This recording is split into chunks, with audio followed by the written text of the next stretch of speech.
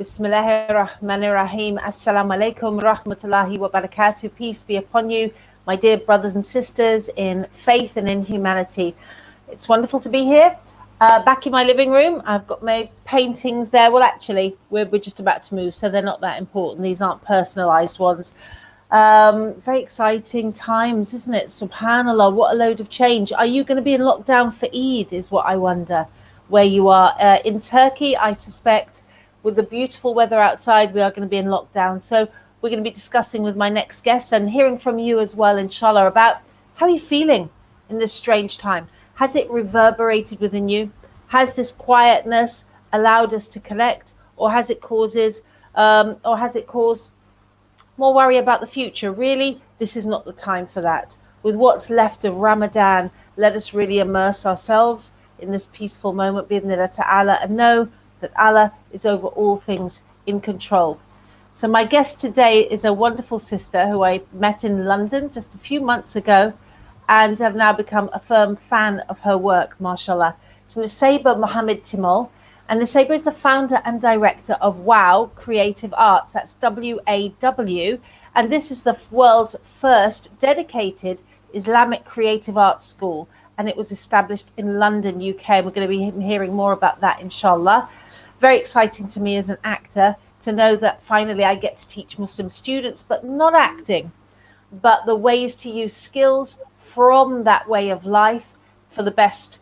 Nusaiba's work and profile within the modest fashion industry has been featured on a number of mainstream platforms such as BBC, Channel 4, Vogue, and the Evening Standard. And Nusaiba has also been recognised as one of the 100 most inspirational Muslims in the UK by the Emerald Network. We're going to talk a little bit, inshallah, after I introduce you, about a certain competition that you won. But I just want to greet you, my dear sister. Assalamu alaikum rahmatullahi wa barakatuh. Welcome to Ramadan Reset. Wa alaikum assalam, Lauren. Thank you so much for having me. How are you? Alhamdulillah, I'm fine. I'm totally into the flowers next to you. Can you tell me, are they freshly picked? Are they freshly picked? No. They're not real. They look really nice, mashallah. They look really, really nice. Alhamdulillah. Thank you. I try. You style us all out the window. You do, mashallah, tabarakallah. You know what, sis? I think what's really fascinating is to let people know that you were the first female winner of the Islam Channel's first national Qiraat competition in 2006. How old were you when you won that competition? So the competition started when I was 12, and it went on for a whole year. So there was various stages. It was a very long process, challenging, but in a very positive way, alhamdulillah. And it ended when I was 13. So the final was when I was actually 13 years old, alhamdulillah, which is now 14 years ago. Yeah, so a long time ago. But I've seen it's still, the National Qiraat competition is still happening, and it's so beautiful to see how it's progressed and how many more female reciters have come about and taken the stage, the space on the stage. It's just been an incredible journey to see that, actually. Subhanallah. And you're right, we had the Mariam Amir, I call her the Mariam Amir, that's her Instagram handle, Mariam Amir Sheikha. She prefers Ustada, but Allahu Alam. And she has been encouraging sisters to recite aloud in their most beautiful pronunciation, particularly during this Ramadan, and giving us really space to enjoy our voices and interact with the Quran in that way, mashallah, tabarakallah. Have you been following that? Yeah, I've been interacting with her, actually, and she's posted some of my work, and it's incredible what she's doing. Just encouraging female reciters, and you see, like, just one platform and a space has allowed females to just gather and send their work, and it's very encouraging. But over the years, there has been challenges as female reciters, and for me personally, over this lockdown period, I've actually done a lot more recitation myself and recitation videos that people have requested for many years, but I hadn't had the opportunity or time to do so. simply because you're so busy in this like London life, working, doing so many things, and this lockdown has become like a blessing in disguise. So all the things that we couldn't do or didn't have the time or opportunity to do, we're doing now. So I've been posting a lot of recitation recently, and I've also revived my YouTube channel just during the lockdown, which had been inactive for maybe around 13 years. Yeah. So the last time anything was Wow. posted it was when I was, in the competition. And once I posted a video recently, the amount of love I've received and the amount of people that have messaged saying, I've learnt reciting from your videos, but could you please finish? Because there's the videos have like, either a beginning of a surah or a middle, because that's how the competition was. And many people have started reciting, followed my recitation, but they haven't been able to complete it. So inshallah, that's really my intention now, to complete those videos and fulfill everyone's requests that have been coming through for many years. So I'm really looking forward to that. Subhanallah. I just want to welcome all of you out there. Salam Alaykum. How you doing in these last precious nights? Are we hugging them? Are we holding these nights? Are we up all night, inshallah, as much as we can within what you're able to do? I don't have young children right now, so this for me is the first Ramadan where, one, I'm at home and I'm static. Two, I've only got one person to look after instead of a group of people. So subhanallah, I really am able to dedicate myself. So I want to big up to Malaysia, Morocco, Salam Alaikum, Omar. It's really nice to see you all. We are going to get in some amazing subjects in this show, inshallah ta'ala, all about how a young sister goes to be a qari, if that's the right term for a sister, I'll have to ask, and her journey into the arts as well, and how that can impact our children and our future and the way we look at creativity. And I want you, all you have to do is to share the khair from your chair.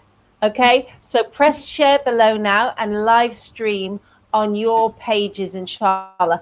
And remember, all of this, by the grace of Allah, is for watan.org.uk. They are our hosts. They've made 30 days of amazing content possible across different platforms because they want people to know about the struggles of the Syrian refugees, 100 from Idlib in a specific camp, just waiting for you, by the grace of Allah, to give you a zakat and help them. So do make a donation if you can and enjoy the content, bi'idhnillah ta'ala, and do post some questions for us here. We love your comments as well. Sis, you know what I've always wondered is, when a sister is young and beautiful and on the deen and has a nice voice, something happens. Shaitan gets in there in so many different ways. We watch it time and time again. And suddenly the pull to take off hijab, the pull to be that bit more fashionable by maybe, by leaving the way of life behind, or maybe becoming a pop star. Does any of that resonate with you?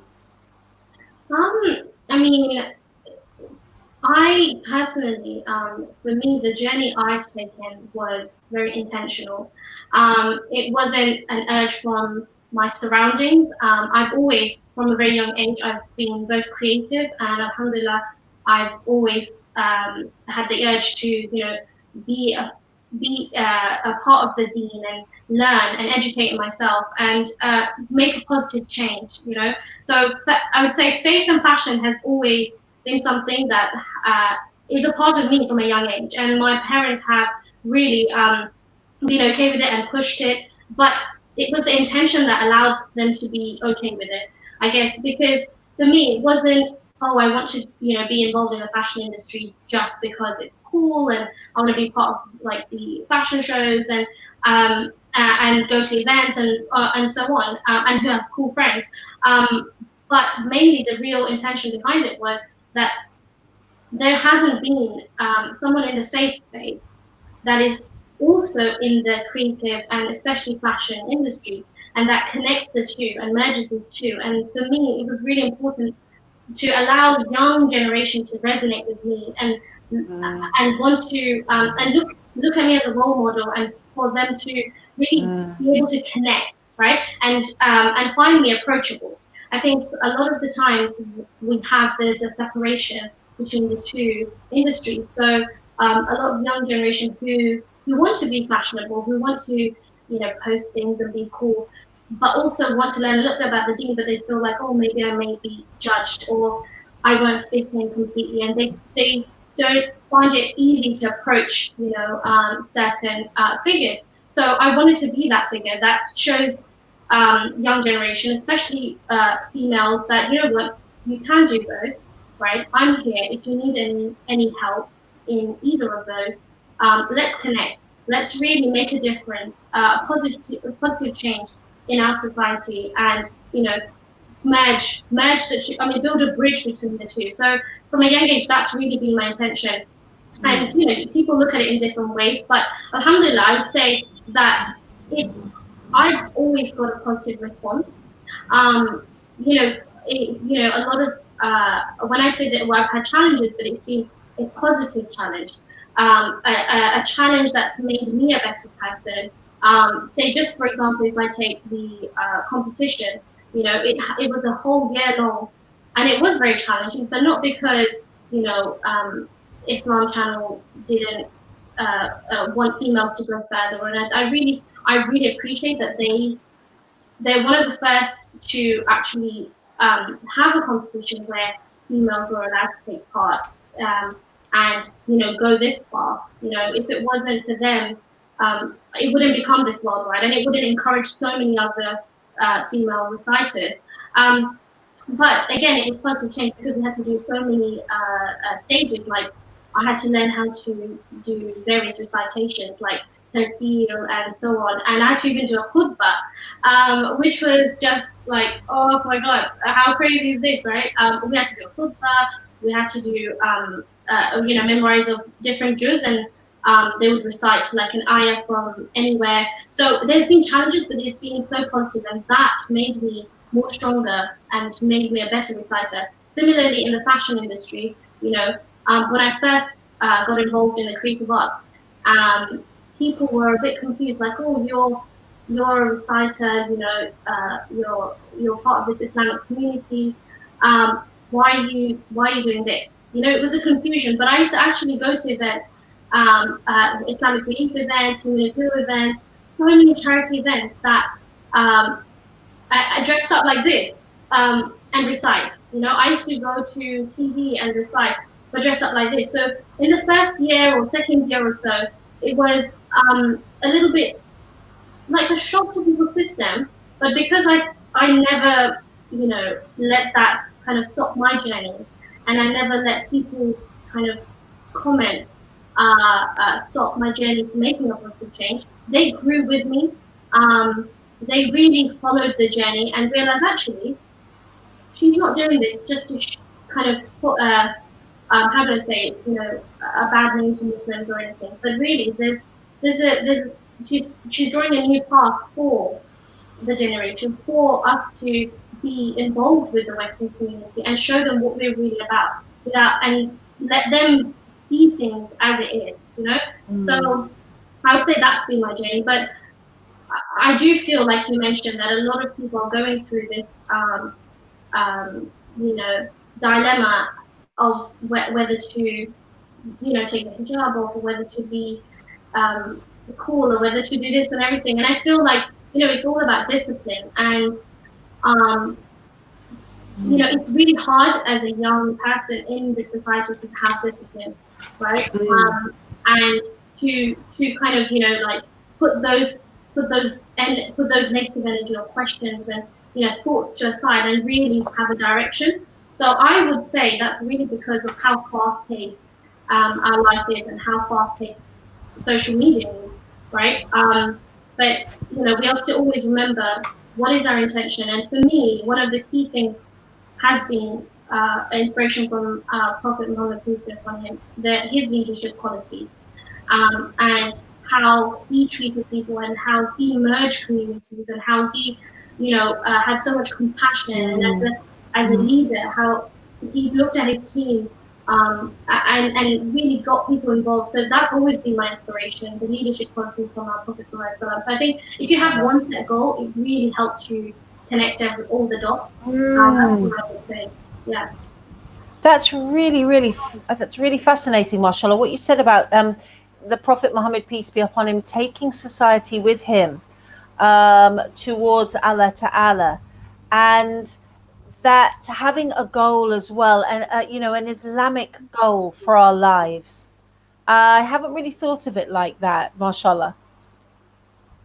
Yeah, I mean that's the thing. Like I try. I mean, as we all are, I think we're all at different stages in life, and it's really important, like I said, to have that one connection that you always go back to, because it is in this path. It is so easy to get distracted.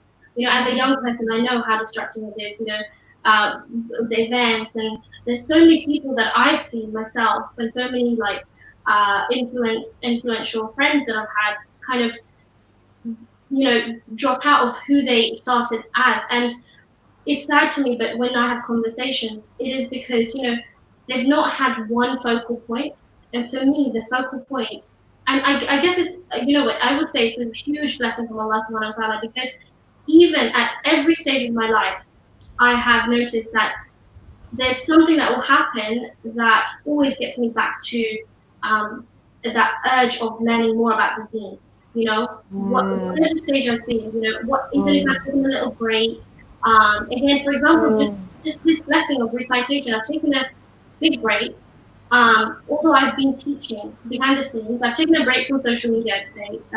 I've been teaching Quran. I've gone to both young and elderly, online and offline, at the school. So I've just not posted about it, right? And I've had so many people message me. But again, now, at this stage of my life, there's something, Allah's given me that blessing and the energy and the focal point to say, you know what, you need to push this. You need to, get back to encouraging people. You need to, fulfill those requests, because people still have that connection with you.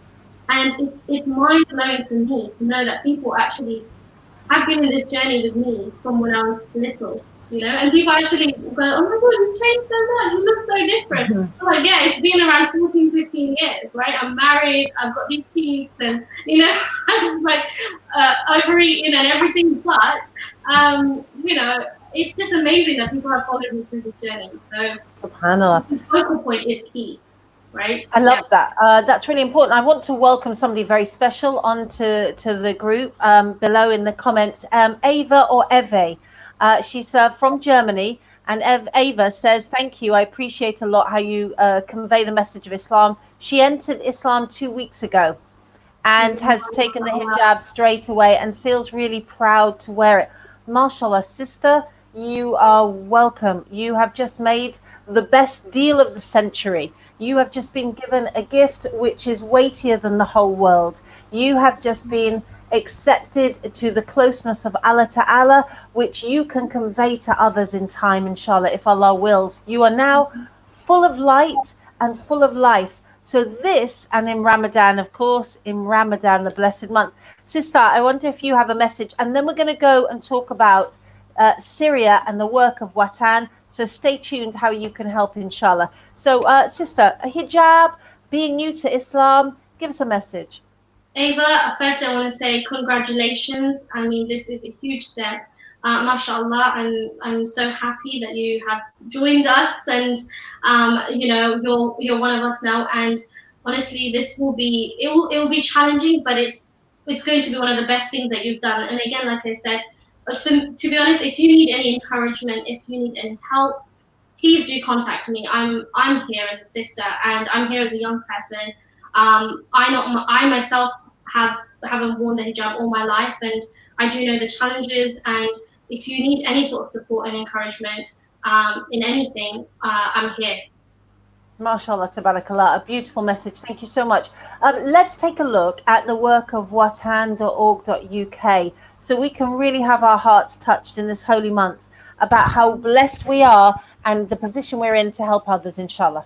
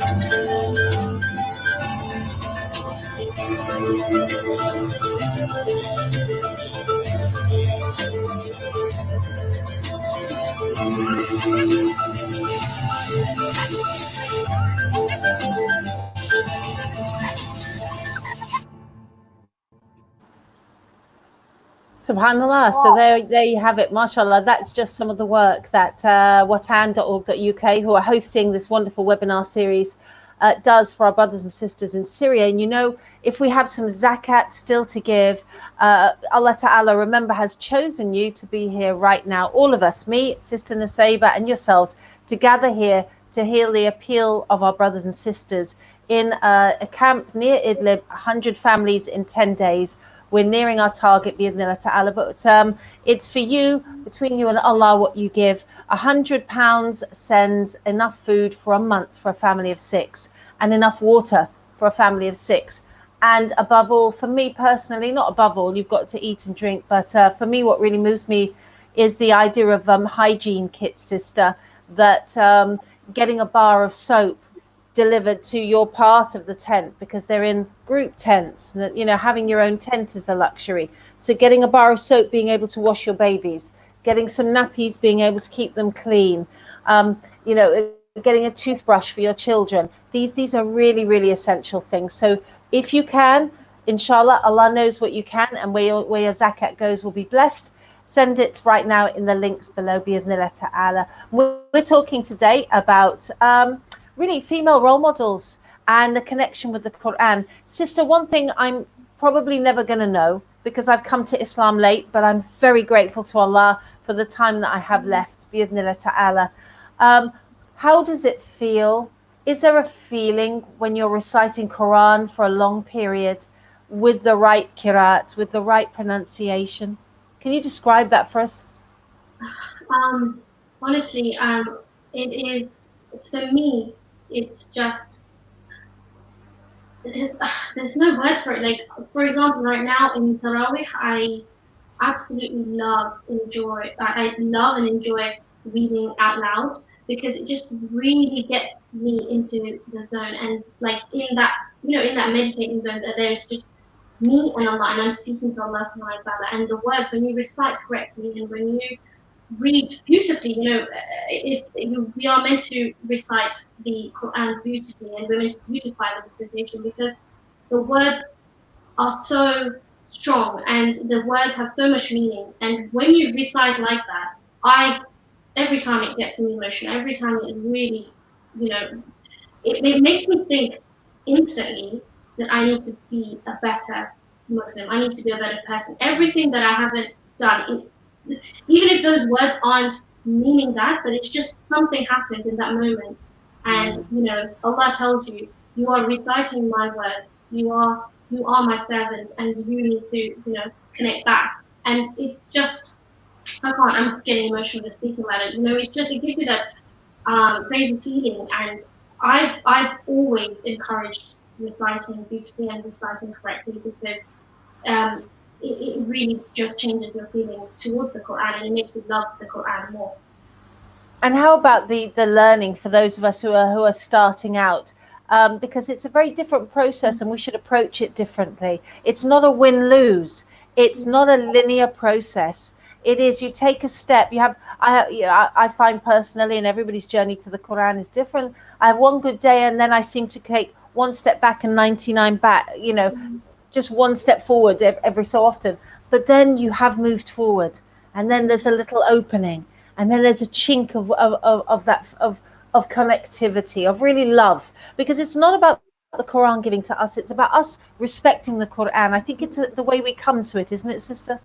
Yeah, I think, I can speak from my experience. I studied in Saudi Arabia, and when I was young, so of course, like for those who are still young, I'd encourage doing like this, or for everyone, we started reciting without knowing any tajweed rules, right? Without knowing anything, just by listening to it correctly, just listening to it and following our teacher. So at a young age, I was just, my mom is also a Quran teacher. So, I'd come home, practice with her, and my grandma, and, all I did was recite after and pick up the sounds, pick up like qaf and kaf and everything. I never knew any tajweed rules up until actually the competition. And I was forced to learn it because that was part of the competition. In the way, like, I don't want to, it's too much to learn, I'd say.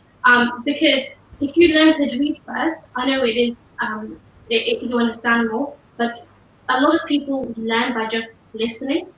So I'd encourage, if that's kind of one of the strong points that many people don't follow, but listening really gets you to pick up on all the sounds. Like with singing as well, similarly, you have to have like a mental ear. You have to pick up on the notes. It's the same thing as being able to listen to a recitation and repeat and listen and read, repeat, listen, read, So that's what I did, and that's what I encourage to my students also. And especially with beautifying the recitation, I have a lot of students who want to recite like me, and what I do in those lessons is actually input singing lesson along with the recitation. So many people are like, oh, how does that work? But because it's very similar. When you take your breathing is very important.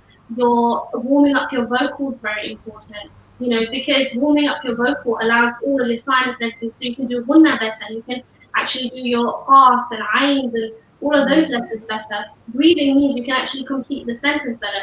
I myself have asthma, and it's been a struggle with my breathing. So it's very important for people like me, but also everyone else, to practice those breathing. So I think, the steps for new reciters, I'd say, is definitely to do those exercises, and then get into just listening, reciting, and repeat.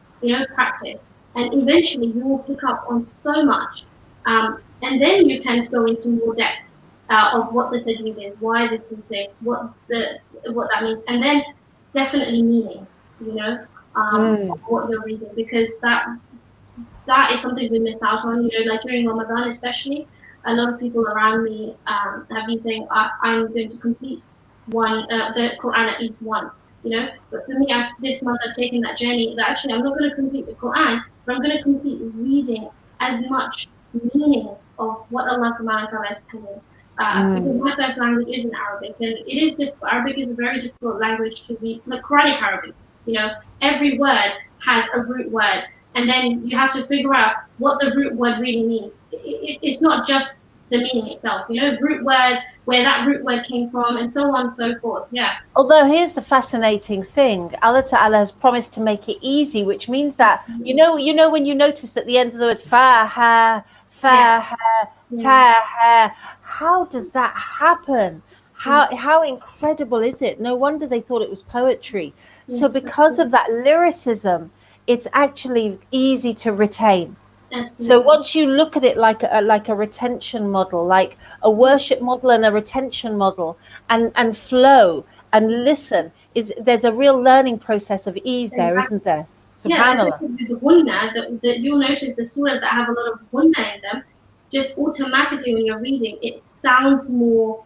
There's more. It sounds like poetry. It sounds like a song, right? Because of those gunna and the holding the two. So the way it starts, if you really notice each of those notes, I would say, that will connect with a lot of people. It really changes the way you read, and it will make you love it a lot more, because you won't feel like you'll feel like you actually understand it. You'll feel connected to it a lot more, because it's kind of speaking to you in your own way, your own language, if that makes sense. So yeah, that's one of the things that's how I learned the Quran, and then I went into memorizing from a young age. And but like I said, I actually never learned the tajweed rules up until when I was a lot older, and that's just how, and it worked, and it works for a lot of people. And when I teach the young kids here, for my students personally, that's what I do. I start with, of course, your letters and the pronunciation, but I don't go into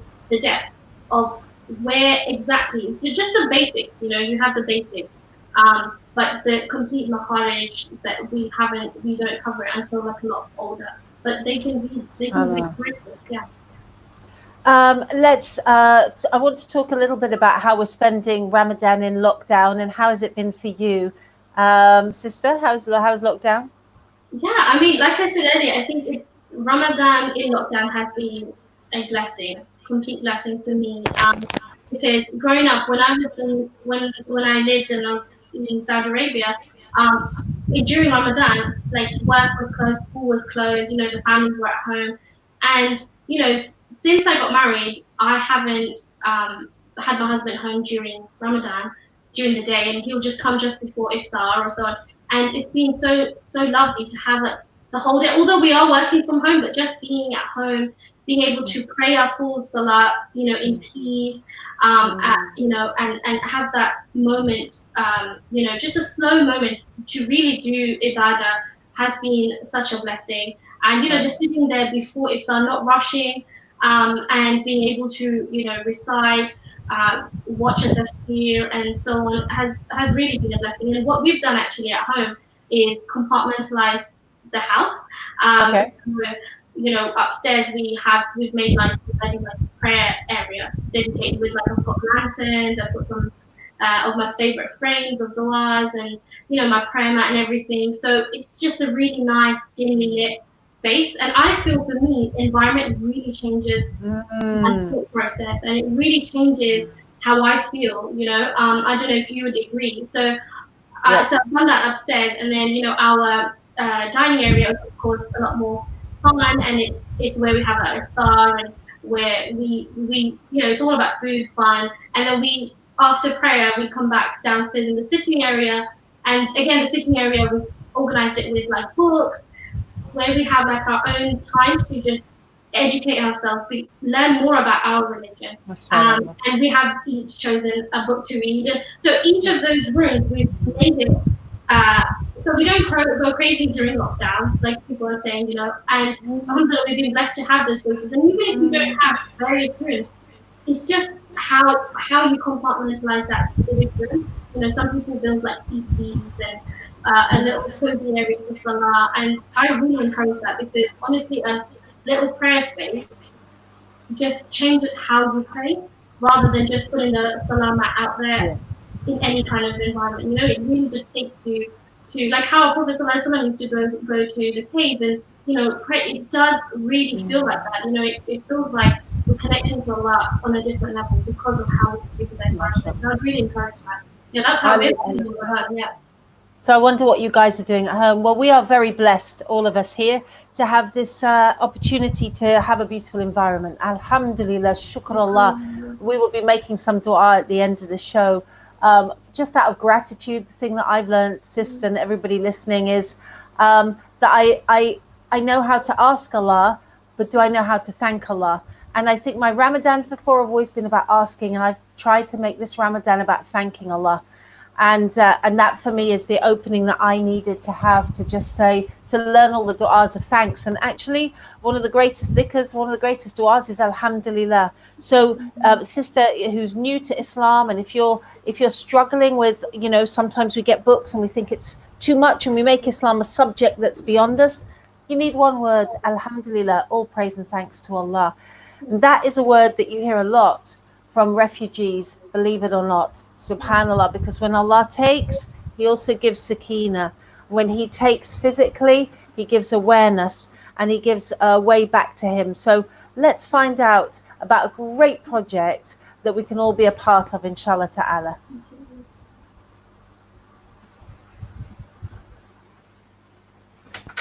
I'm now talking to you, Jamal Qasim, Emergency Response Manager in WATAN Foundation, talking to you from Marathon Masreen town in Idlib province. We're here in our reception center, as you see.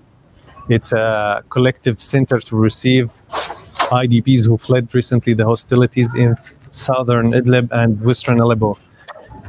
This center have been found for around the last 2 weeks, and we have recently launched this project in cooperation with different donors. We receive around 100 families, around 400 to 500 members, and we're planning to extend the center to get more capacity of the IDPs. As you see, we have prepared, there's a heating, shelter place, and it's a collective center that families comes, women and men live separately in. We have like 4 big tents here, and now we are extending. As well as we provide the water sanitation services, so latrines, drinking water, and as well we provide each day 2 meals for all the families who are living in here. As you know, over the last month, around 900,000 IDPs have fled from their homes and were displaced, according to the United Nations. We invite all the parties to take responsibility, cease the hostilities, to exert more efforts, to get more funds to respond to the crisis. I would thank you again, all the ones who donated, all the donors who cooperated with us to provide these assistance. With your cooperation and with our coordination, we inshallah reach more IDPs, reach more beneficiaries, and provide a decent livings for the people. Thank you so much. MashaAllah, tabarakallah. Doesn't that just make us feel so grateful? Say alhamdulillah, shukrullah. Brothers and sisters, 100 families are waiting to be funded for the next months. They're already in the camps. That is actually a couple of months earlier this year, that video, when the camp was being built. They're still there because there's nowhere for them to go. But by the grace of Allah, they're being catered for, and it's ongoing funding. It doesn't go away at the moment. So before they can go to the next stage of their lives, our duty is to share what we have. So please send them the joy of food for a month, of water. If you've ever had not been able to drink water out of a tap, you'd know the feeling of your family's got an allocation of water. Maybe you live somewhere right now where it's not easy, where we just turn it on and this sort of white purity comes out of it, and we go, oh, let's buy some in a bottle instead. We're so ungrateful, Allahu Akbar, just to be able to turn it on and do our washing up. I've got friends in Gaza, and you know, they use minimal amounts amongst 6 of them. So please do give generously as much as you can. Allah knows best. My Just Giving page is dedicated to Syrian refugees this year, and you can click right now below, make your donation. It'll all go to these 100 families in 10 days that we are funding bi'idhnillah ta'ala. Or if you want to find out more about watan.org.uk, you can go there too. Sister, the Quran is full of mentions of charity. I mean, like you mentioned earlier about you know, gratitude. I think this is it's subhanallah, it's such a important thing for us. And we're during this lockdown, a lot of us are realizing that, oh, you know, we're realizing that we have things so easily, right? We go to Tesco and we get, you know, everything just locally, and it's so important now, especially that we've just tasted a tiny amount of what our brothers and sisters around, especially in Syria, around the world, that they're going through. We've just experienced a small bit, and I hope we realize that how blessed we are, and we feel that compassion. One of, like I said, the Prophet ﷺ, one of these most important leadership skills was compassion, and compassion meaning that deep care for others, that deep care for people around him, and we really need to feel that. We really need to be compassionate about people around us, for our brothers and sisters around the world. And it's really important to care the same as we care for ourselves, and as for our family, or our siblings or kids, that we care the same for people in Syria. And I think it's really, really amazing what you are doing, Lauren, for with WATAN. It's so beautiful to see, and I hope, inshallah, everyone does donate, because, like I said, it's really important that we give them the smallest amount of hope, the smallest amount of happiness, and this will take us. This will be written by our angels. This will be written by the angels that are sat here. This will be, Allah is watching everything that we're doing, and inshallah this could be the pathway for us to, inshallah, enter in Jannah, all of us together. Ameen. So encourage everyone to, inshallah, donate, because it makes a huge difference for them, and it'll be something small out of our pockets, but it does make a huge difference for those people in Syria who are suffering. What is absolutely amazing to me, sister, even after 10 years as a Muslim, and continually we're amazed by the Quran, is how much Allah Ta'ala knows us, how he has always given us, he's incentivized the deen. He's made our hearts, he's forced our hearts to be good, but then he's also incentivized it. So either way, so if we want to give, I feel so much love for you right now. Oh Allah, and I love the Prophet, peace be upon him, I'm just ready to give. And if we also have the recognition of, I need to go to Jannah, I need to be with you, Allah says, well, this same way is charity. Exactly what you want there, right? Which is to give with the heart, but you want to go to Jannah, the two things are the same. And these are the steps. I find that absolutely, it's the methodology. Sister, several places in in Surah Baqarah, of course, talk about charity. I'm just going to share a few now, because it's always important for us as Muslims to go back, always to the source of our religion. Bismillahir Rahmanir Rahim. Be steadfast in prayer, practice regular charity, and bow down your heads with those who bow down. That's in Surah Baqarah 43. What is amazing about that is you've got the endorsement to be steadfast in prayer. So give Allah his due. All right, do what is fard, do what you must do, but in a daily process. And on the other side, you've got bow down your heads with those who bow down. So you join the congregation, be amongst those. And right in the middle, practice regular charity. So it's as if you don't get to skip, you don't get to be with those, you don't get to be with that group unless you do the middle part, which is to give charity. That's how you become. So you start off on your own, be steadfast in prayer. Practice regular charity is the route to becoming a part of the community. Allahu Akbar. And it's what holds our community together. Yeah, absolutely. And it's, being charity, being part of the deen, it's so beautiful for us. Like I said, Allah keeps bringing us back and giving us chances to fulfill those. And you don't have to, if you don't have the means. Like, what's beautiful about our religion is, if you don't have the means, it's the intention. You may just want to have the ability to give £10, but the intention may be that, Allah, I want to, I want this to help a whole family for a whole month, and Allah will give barakah in that £10. So whatever it is that you have means of giving, for those of us who have the means of giving more, please do give more. But those who don't be discouraged, because it's the intention. Allah repeats in the Quran several times that it's our intention. Our intention needs to be pure. Our intention needs to be clear. Our intention needs to be good. And as long as that intention is there, then everything you do will double, triple, and you don't know how much barakah Allah will give you. You know, like for me, one of the encouraging stories that is that there was once a female prostitute that she was drinking water, and there was a dog there by her side who was dying of thirst, and that was the only water left. And she thought, actually, she felt that deep care, like that compassion that I was talking about, that I've felt this thirst and I want to feed. I know what the dog is feeling as well, and then shared that water, and she has entered Jannah, right? And so we judge and we think, oh no, we have to have the highest ability, we have to have the best way of doing things, and look, this person's giving £1,000, we have to give it. No, it's your intention, what you deeply feel, and if it's correct, even that £10 will make a difference. Even that £10 may be your way to Jannah. Even that £10 may be better than the other person that you're looking at. So don't be discouraged.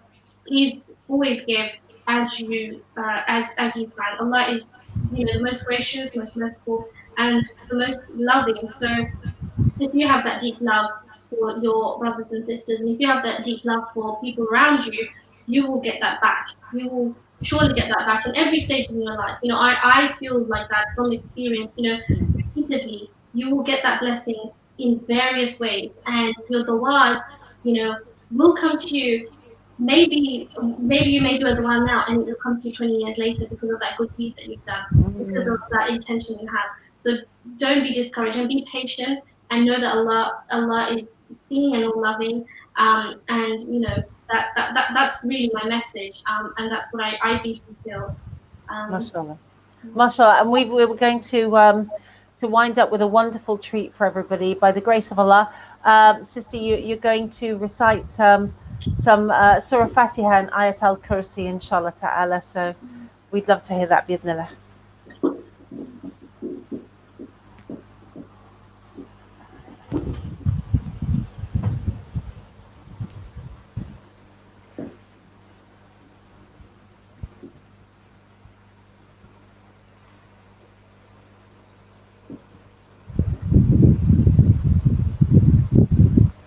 أعوذ بالله من الشيطان الرجيم.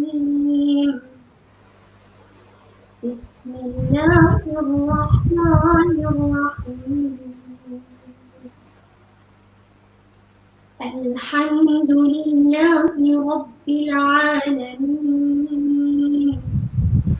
الرحمن الرحيم مالك يوم الدين إياك نعبد وإياك نستعين اهدنا الصراط المستقيم صراط الذين أنعمت عليهم غير المغضوب عليهم ولا الضالين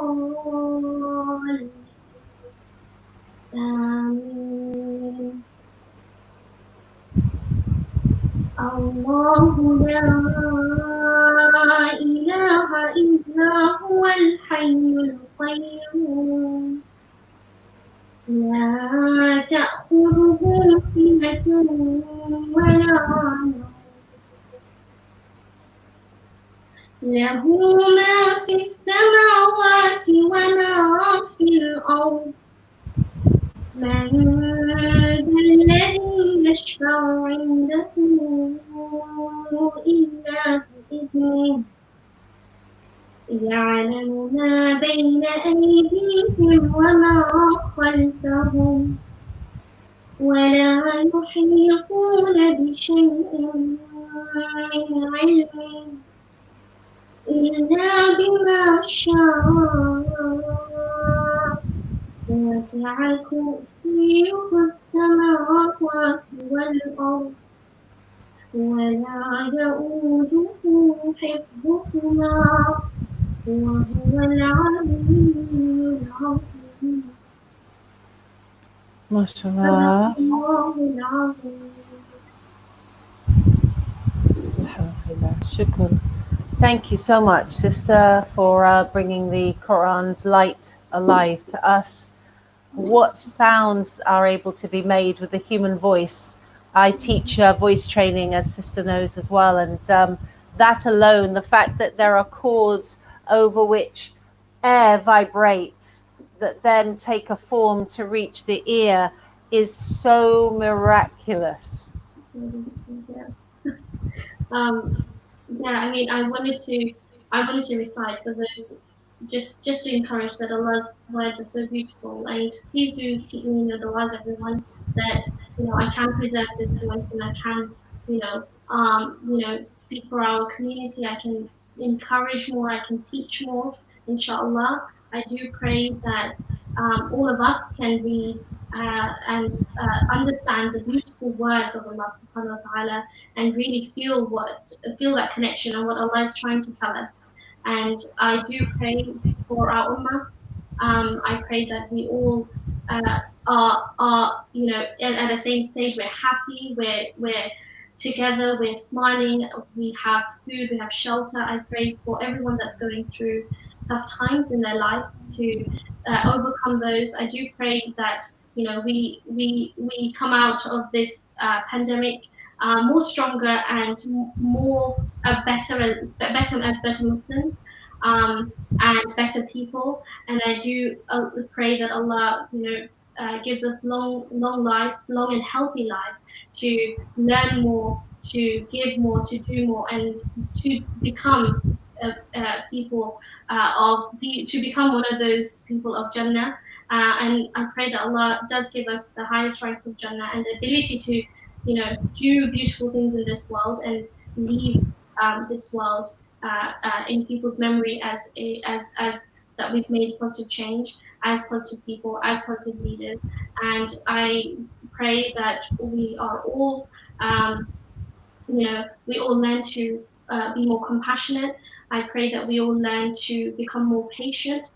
I pray that we all learn to take the positives from everything in our daily lives and leave the negatives aside, like our Prophet ﷺ used to do.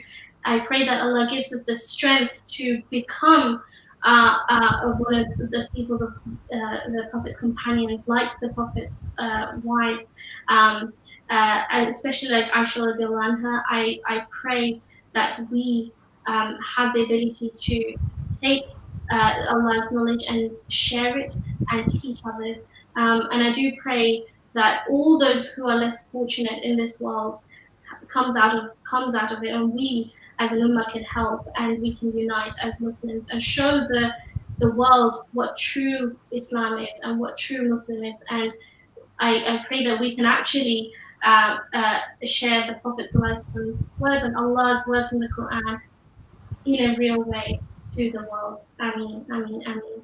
Thank you. Ameen, ameen. Thank you, Sister. Jazakallah khair. May Allah Ta'ala bless you. We'll all say Ameen, thumma Ameen to that. May the rest of your Ramadan be blessed. May we emerge pure from this holy month. And I'll be back tomorrow, brothers and sisters, with Sheikh Fatima Barakatullah. A big thank you to Sister Nusaiba, who's given her time. Thank you so much. May Allah bless you for that beautiful recitation and keep you in his care. And to all of you the same. Please donate below. You know what to do. It's for Syrian refugees, and it's between you and Allah. May you be blessed. See you tomorrow, inshallah. Salam alaikum, rahmatullahi wa barakatuh.